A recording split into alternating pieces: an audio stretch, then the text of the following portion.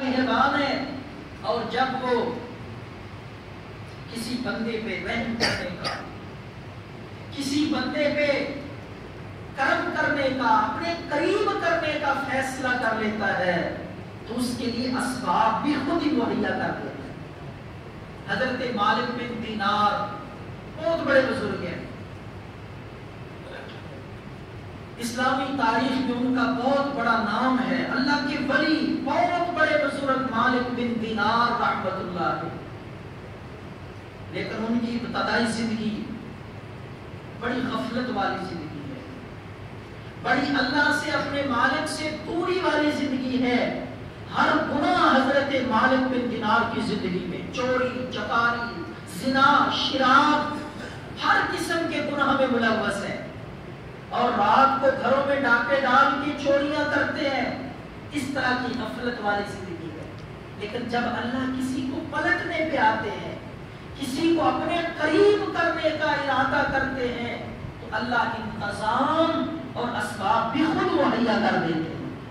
چنانچہ ایک رات نکلے، ارادہ کیا کہ فلاں گھر میں جا کے آج چوری کروں گا، ڈاکہ ڈالوں گا۔ گھر سے نکلے، رات کی تاریکی میں، رات کے اندھیرے میں جا رہے ہیں،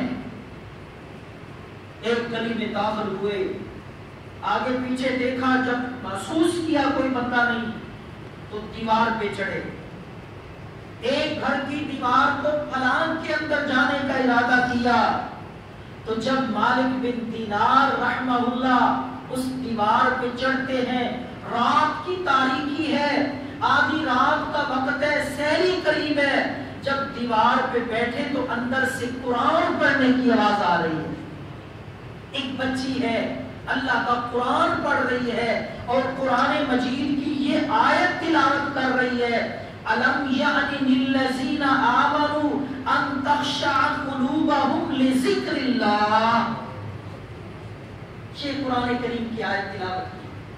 أَلَمْ يَعْنِ لِلَّذِينَ آمَنُوا أَن تَخْشَعَ قُلُوبَهُمْ لِذِكْرِ اللَّهِ۔ عربی جانتے تھے، قرآن کا مفہوم سمجھتے تھے، تو اس آیت کا مطلب یہ ہے، اللہ فرماتے ہیں، وہ الہ العالمین بادشاہ ارشاد فرماتا ہے قرآن مجید میں، اور یہ آیت مالک بن دینار کے لیے باعث نصیحت نہیں تھی۔ اگر میں اور آپ بھی اس آیت پہ غور کریں، اس آیت کو سمجھیں، اور سمجھ کے ہم دل کی دنیا پہ ذرا اس کو اتاریں، تو ہمارے اندر بھی تبدیلی آ سکتی ہے۔ اس آیت کریمہ کا اثر ہم پہ بھی ہو سکتا ہے اگر اسے ہم سمجھیں اور اس پہ غور کریں۔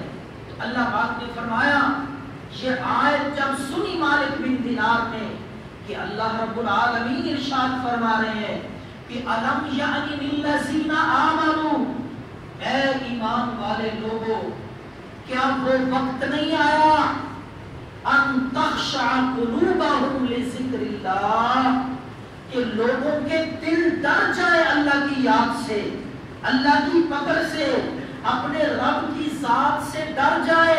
أَلَمْ يَعْنِ لِلَّذِينَ، کیا ابھی وہ وقت نہیں آیا؟